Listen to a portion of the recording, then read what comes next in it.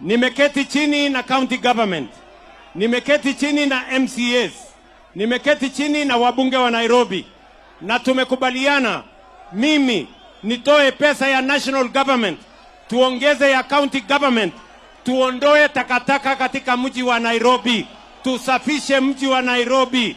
Na mimi nataka niwaambie watu wa Nairobi, hiyo kazi inaanza tarehe 1 mwezi wa 4. Tutaanza kuondoa takataka katika mji wa Nairobi. We want to make Nairobi clean, and we want to make Nairobi a city that befits to be the capital city of the Republic of Kenya. Nairobi hoye! Mnasema tuendelee ama tuendelee bwana? Tuendelee ama tuendelee? Nimewaambia tunajenga nyumba 169. Ukienda hapa Mukuru utaona, ukienda kule Isli utaona, ukienda hapa Makadara utaona, ukiona pale Kibera utaona. Dunia hii inabadilika before our own eyes, and my intention is to get rid of slums in this city of Nairobi. In the next 15 years, we want to get rid of slums in the city of Nairobi. Nairobi hoye!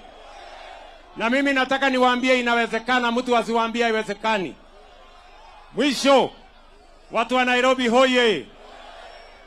Tumekubaliana ya kwamba kama watu wa city ya Nairobi, tumeunganisha viongozi wote.